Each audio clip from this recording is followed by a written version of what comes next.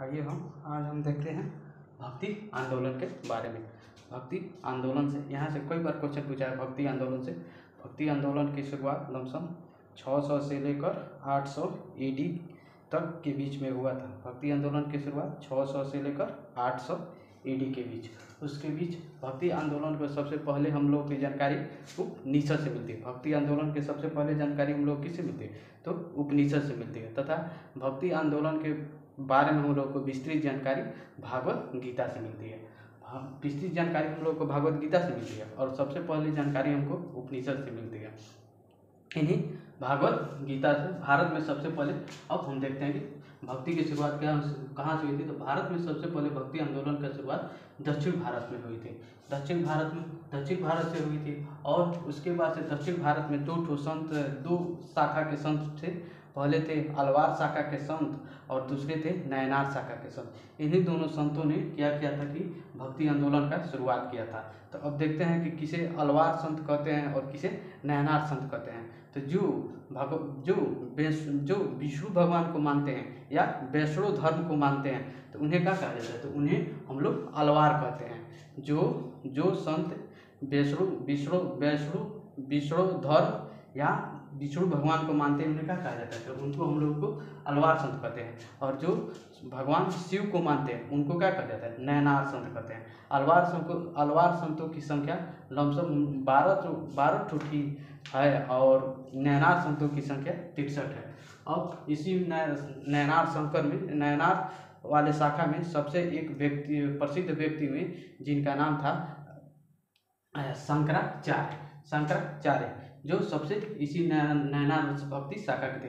वो बहुत ही विद्वान व्यक्ति थे। उन्होंने क्या किया था कि भक्ति आंदोलन का एकदम स्वरूप बदल दिया था। उन्होंने क्या किया था कि भक्ति आंदोलन को पूरे देश में फैलाने का बहुत ज़्यादा विस्तार में वो काम किए थे। उन्होंने क्या किया था कि सबसे पहले इन्होंने क्या किया था कि एक अद्वैतवाद का सिद्धांत दिया था। उसी अद्वैतवाद के सिद्धांत दिए थे और इन्होंने कहा था कि क्या देखें कि संसार झूठा है और केवल ब्रह्म ही सत्य है। कौन कहते? तो वो कहते शंकराचार्य। संसार झूठा है मतलब इसका यह मतलब है कि जैसे संसार के सभी वस्तुएं हैं जो एक न एक दिन क्या हो जाएंगे? नष्ट हो जाएंगे और केवल ब्रह्म ही है वो एक सत्य है। किसने कहा था? तो ये कहे थे शंकराचार्य ने कहा था। शंकराचार्य ने किस सिद्धांत को दिया था? तो शंकराचार्य ने अद्वैतवाद सिद्धांत को दिया था। कई बार क्वेश्चन पूछा है कि शंकराचार्य ने कौन से सिद्धांत को दिया था? तो अद्वैतवाद का सिद्धांत दिया था।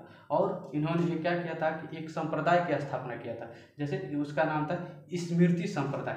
यह भी कई बार क्वेश्चन पूछा हुआ है कि स्मृति संप्रदाय के संस्थापक कौन थे? तो स्मृति संप्रदाय के संस्थापक शंकराचार्य थे।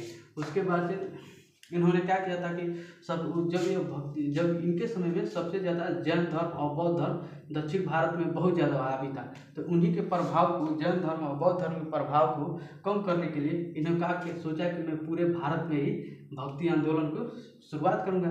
तो इन्होंने क्या किया कि पूरे भारत में 4 जगह मठ का निर्माण कराया। यहाँ से कई बार क्वेश्चन पूछा है। 4 जगह मठ पहला कराया भारत के उत्तर दिशा में, दूसरा दक्षिण दिशा में, उसके बाद पूर्व दिशा में, पश्चिम दिशा में, यानी भारत के चारों दिशाओं में इन्होंने क्या किया था कि 4 मठ का निर्माण कराया था।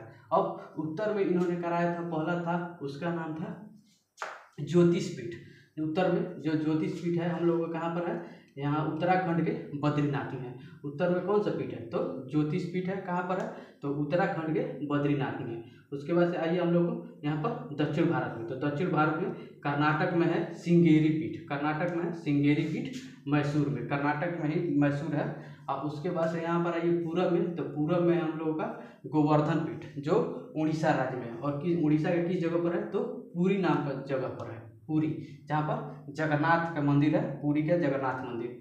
वहीं पर यही उड़ीसा में कोणार्क का सूर्य भी मंदिर है। उसके बाद से यहाँ पर आइए पश्चिम में। तो पश्चिम में इन्होंने शारदा पीठ का निर्माण कराया था। वह शारदा पीठ कहाँ पर है? तो गुजरात के द्वारका में। यहाँ से कई बार क्वेश्चन पूछा। एक बार और सुनिए कि शंकराचार्य ने अपना 4 मठ कहाँ पर निर्माण कराया? तो पहले कराया इन्होंने उत्तर दिशा में। तो वो उत्तर दिशा में क्या? बद्रीनाथ पीठ। कहाँ पर आए? तो उत्तराखंड में। दक्षिण में क्या किया? तो श्रृंगेरी पीठ। कहाँ पर करना है? तो कर्नाटक में उसका निर्माण कराया। उसके बाद से यहाँ पर पूरब में आइए। तो पूरब में इन्होंने क्या किया था? तो पूरब में इन्होंने गोवर्धन पीठ का निर्माण कराया था जो उड़ीसा में। उसके बाद से पश्चिम में क्या रहा था? तो पश्चिम में इन्होंने कराया था शारदा पीठ जो गुजरात के द्वारका में है। अब इतना इन्होंने तो 4 ठो मठ का निर्माण करा दिया। उसके बाद से इन्होंने क्या किया कि इनके भी सिद्धांतों को 12वीं सदी आते आते क्या कर दिया कि इनको कई ठो विद्वान भी इनके सिद्धांतों को खंडन करने का काम किए थे। उसमें से सबसे 4 ठो प्रमुख विद्वान थे। पहले थे इसमें माधवाचार्य, दूसरे थे निम्बकाचार्य, तीसरे थे वल्लभाचार्य और चौथा थे रामानुजाचार्य। इन्हीं चारों ने शंकराचार्य के जो सिद्धांत दिए थे उसको खंडन करने का काम किए थे। अब देखिए इन्होंने अब क्या कहते हैं, इन्हीं चारों लोगों ने अपना एक अलग अलग इन्होंने सिद्धांत दिया और अलग अलग इन्होंने एक संप्रदाय बनाया। तो पहले देखते हैं माधवाचार्य। माधवाचार्य ने किस सिद्धांत को दिया? तो माधवाचार्य ने द्वैतवाद का सिद्धांत दिया। माधवाचार्य ने द्वैतवाद का सिद्धांत दिया और इन्होंने कौन से संप्रदाय की स्थापना किया? ब्रह्म संप्रदाय की स्थापना किया। माधवाचार्य ने द्वैतवाद का सिद्धांत दिया और ब्रह्म संप्रदाय की स्थापना किया। उसके बाद से दूसरा थे निम्बकाचार्य। तो निम्बकाचार्य ने क्या किया? तो इन्होंने दिया था द्वैतवाद का सिद्धांत दिया। निम्बकाचार्य ने कौन सा दिया? तो निम्बकाचार्य ने द्वैतवाद का सिद्धांत दिया और इन्होंने कौन से संप्रदाय की स्थापना किया? तो इन्होंने सनक संप्रदाय की स्थापना किया। सनक संप्रदाय निम्बकाचार्य ने कौन से संप्रदाय की स्थापना किया? तो निम्बकाचार्य ने सनक संप्रदाय की स्थापना किया और कौन सा सिद्धांत दिया? तो इन्होंने द्वैतवाद का सिद्धांत दिया। और तीसरे नंबर पर कौन आते हैं? तीसरे नंबर पर आते हैं वल्लभाचार्य ने क्या किया था कि इन्होंने शुद्धा द्वैतवाद का सिद्धांत दिया और इन्होंने किस संप्रदाय की स्थापना किया? तो इन्होंने पुष्टि संप्रदाय की स्थापना किया। उसके बाद से चौथे नंबर पे थे जिनका नाम था वल्लभाचार्य। चौथे नंबर वल्लभाचार्य करे रामानुजाचार्य। अब रामानुजाचार्य ने क्या किया था? तो इन्होंने क्या किया था कि विशिष्टता द्वैतवाद का सिद्धांत दिया था। विशिष्टता द्वैतवाद का सिद्धांत दिया और इन्होंने श्री संप्रदाय की स्थापना किया था। इन्होंने इसी बार पीसीएस में क्वेश्चन आया था, यहाँ से एकदम जरूरी है। माधवाचार्य ने द्वैतवाद का सिद्धांत दिया। उसके बाद इन्होंने ब्रह्म संप्रदाय की स्थापना किया। उसके बाद से निम्बकाचार्य ने द्वैतवाद का सिद्धांत दिया और कौन से सनक संप्रदाय की स्थापना किया। वल्लभाचार्य ने शुद्धा द्वैतवाद का सिद्धांत दिया और किसका? पुष्टि संप्रदाय की स्थापना किया। उसके बाद से रामानुजाचार्य ने विशिष्टता द्वैतवाद का सिद्धांत दिया और कौन से श्री संप्रदाय की स्थापना किया। और अब क्या देखते हैं कि उत्तर भारत में भक्ति आंदोलन लाने का श्रेय रामानुजाचार्य को ही जाता है। इन्होंने क्या किया था कि यहीं पर उत्तर भारत में आए और इन्होंने क्या किया था कि उत्तर भारत में भक्ति आंदोलन को फैलाने का काम किया था। उसके बाद से क्या किया था कि भक्ति आंदोलन को उसके बाद से 2 भागों में बांट दिया गया। पहला था भक्ति आंदोलन को एक सगुण भक्ति धारा में बांट दिया गया और दूसरा बांट दिया निर्गुण भक्ति धारा में। अब देखते हैं कि किसे सगुण भक्ति धारा कहते हैं, किसे निर्गुण भक्ति धारा कहते हैं। तो जो भगवान को मूर्ति या चित्र के रूप में पूजा करते थे तो उनको क्या कहा जाता है? उनको सगुण भक्ति धारा कहा जाता था। और जो व्यक्ति भगवान को चित्र या मूर्त के रूप में पूजा नहीं करते थे उन्हें क्या कहा जाता है? उन्हें निर्गुण भक्ति धारा कहा गया। अब उसके बाद से सगुण भक्ति धारा को 2 भागों में बांट दिया गया। पहला बांट दिया गया कि राम भक्ति धारा और दूसरा बांट दिया गया कृष्ण भक्ति धारा। उसी तरह इसको भी बांट दिया गया।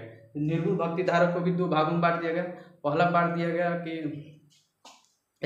संत भक्ति धारा और दूसरा बांट दिया गया सूफीवाद में। उसके बाद से अब देखते हैं एक कृष्ण भक्ति सगुण भक्ति धारा में राम भक्ति धारा के बारे में। तो जो व्यक्ति भगवान राम को पूजा करते थे वो राम भक्ति के श्रेणी में आते थे। इस राम भक्ति के श्रेणी में सबसे प्रमुख भक्त थे तुलसीदास, जिन्होंने क्या लिखा था? रामचरितमानस की रचना किया। किस भाषा में? तो अवधी भाषा में। कई बार क्वेश्चन पूछा है कि रामचरितमानस की रचना किस भाषा में? तो अवधी भाषा में हुए। अब इनकी एक 2-3 और इनकी जो रचनाएं हैं, जैसे इनकी रचनाएं हैं कवितावली है, दोहावली है, विनय पत्रिका है। उसके बाद से आते हैं इसी में यहाँ पर तुलसीदास अकबर के समकालीन थे। यह भी क्वेश्चन पूछा हुआ है कि तुलसीदास किसके समकालीन थे? तो तुलसीदास अकबर के समकालीन थे। अकबर ने उनको कहा था कि आइए हमारे नवरत्न में शामिल हो जाइए, लेकिन तुलसीदास नहीं गए थे। उसके बाद से दक्षिण भारत में राम भक्ति धारा को फैलाने का काम किए थे त्यागराज। यह भी क्वेश्चन पूछा है कि दक्षिण भारत में राम भक्ति धारा को फैलाने का काम किसने किया था, तो त्यागराज ने किया था। अब उसके बाद हम देखते हैं कृष्ण भक्ति धारा। तो कृष्ण भक्ति धारा हम उसे कहेंगे कि जो व्यक्ति भगवान कृष्ण को मानते हैं वो क्या होंगे, वो कृष्ण भक्ति धारा के अंतर्गत आएंगे। इसमें एक सबसे प्रमुख व्यक्ति थे जिनका नाम था विट्ठल स्वामी। विट्ठल स्वामी के बहुत ही बड़े कृष्ण भक्ति धारा के वो भक्ति धारा के थे। इनके विट्ठल स्वामी इनके शिष्य थे, इनके 8 शिष्य थे। इन्हीं 8 शिष्यों को कहा जाता था अष्टछाप। तो इसी अष्टछाप में एक सबसे प्रमुख शिष्य हुए थे जिनका नाम था सूरदास। यह भी कई बार क्वेश्चन पूछा है। तो सूरदास की एक रचना है, वो भी क्वेश्चन पूछा, उसका रचना सूरदास की रचना का नाम है सूर सरावली। और उसके बाद से इसी कृष्ण भक्ति धारा में एक महिला हुई थी सबसे प्रमुख, जो भगवान कृष्ण को मानती थी, वह थी मीराबाई। उसके बाद से कृष्ण भक्ति धारा को यहाँ पर महाराष्ट्र के क्षेत्र में फैलाने का काम किए थे संत तुकाराम। इसी साल पेट में क्वेश्चन आया था कि संत तुकाराम किसके समकालीन थे, तो संत तुकाराम शिवाजी के समकालीन थे, क्योंकि शिवाजी का क्षेत्र का यही महाराष्ट्र का क्षेत्र है। तो संत तुकाराम शिवाजी के समकालीन थे। उसके बाद से इसमें गुजरात में कृष्ण भक्ति धारा को फैलाने का काम किए थे नरसिंह मेहता। गुजरात यहीं पर नरसिंह मेहता ने किए थे। और इन्होंने एक सबसे इनकी प्रमुख कविता का नाम है बैसड़ो जनते तेने कहिए। बैसड़ो जनतो तेने कहिए, जो महात्मा गांधी को सबसे ज़्यादा पसंदीदा कविता है। यह भी क्वेश्चन पूछा हुआ है कि महात्मा गांधी का सबसे पसंदीदा कविता कौन सा है, तो यह बैसड़ो जन तो तेने कहिए। यह किसकी रचना है, तो यह नरसिंह मेहता की रचना है। उसके बाद से बंगाल उड़ीसा में कृष्ण भक्ति फैलाने का काम किए थे चैतन्य महाप्रभु। चैतन्य महाप्रभु को ही हरि कीर्तन का जनक कहा जाता है। अब अगले वीडियो में हम देखेंगे भक्ति आंदोलन के आगे बारे में।